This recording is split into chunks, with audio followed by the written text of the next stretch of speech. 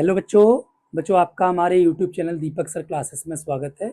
बच्चों, आज की क्लास में चैप्टर 7 मिसलिनियस का क्वेश्चन नंबर 4 करेंगे। क्वेश्चन नंबर 4 क्या कह रहा है, आपको इसकी वैल्यू निकालनी है, इसकी अप्रोक्स में वैल्यू निकालनी है। किसकी हेल्प से?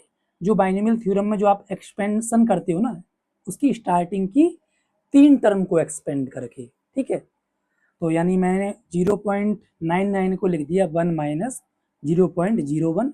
आपको दिखा भी देता हूँ, यही आएगा। जब 0.01 कम करोगे 1 में से, 10 माइनस 1 9, तो 0.99। ठीक है, आर 0 से लेके 5 तक। ठीक है, समझ रही है? तो मतलब बाइनोमियल थ्योरम जो होती है उसमें रख रहा हूँ ये वैल्यू वगैरह। ठीक है, एक्स हमारी क्या हो गई, 1 हो गई, और बाई हमारा माइनस का होगा। ठीक है, माइनस की ये क्यों? क्योंकि ये जो फॉर्मूला है ये एक्स प्लस बाई के लिए है ना, इसलिए हमने बाई माइनस का लिया है। इसको इग्नोर कर रहा हूँ क्योंकि 1 की पावर कुछ भी हो, 0 हो, 1 हो, 2 हो, 100 हो, 1000 हो, लाख हो, हमेशा 1 ही आता है। ठीक है, तो बार बार नहीं लिखा जाएगा। आपको स्टार्टिंग की 3 टर्म एक्सपेंड करनी है। गलती ये मत करना आर की वैल्यू 0 से लेके 3 तक पहुंचा दो। आर की वैल्यू 0 से लेके 2 तक जाना है, क्योंकि स्टार्टिंग की 3 टर्म बोली है ना, 0 भी तो ऐड हो गया, 0 1 2, तो हो तो गई 3 टर्म। तो मैंने क्या करा, आर की जगह क्या कर रखा है, 0।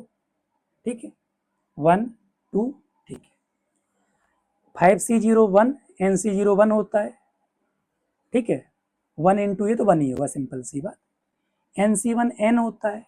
ठीक है, 5 इंटू ये 5C2 हमने निकाला था, इधर देखो 10 आया था, और इसकी पावर 2। आपको पता होगा, जैसे इसका होल स्क्वायर अगर निकालना है ना, किसी नेगेटिव की पावर अगर इवन होती है तो आंसर पॉजिटिव में आता है, ये तो क्लियर है। और नेगेटिव की पावर ऑड में होती है तो माइनस में आता है।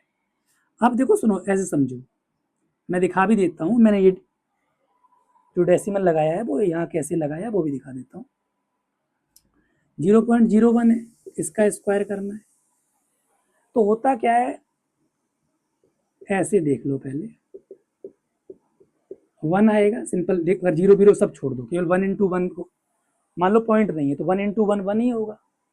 1 2 3 4, तो पीछे से 4 डेट के बाद लगाना होता है डेसिमल। 1 2 3 4।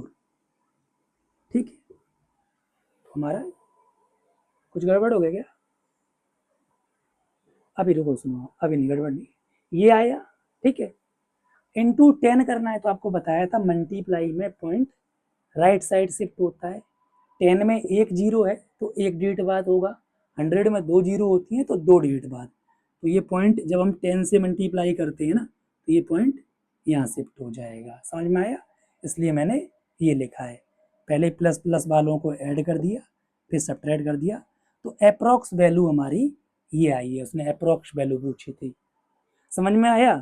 पक्का? ठीक है, देख लो।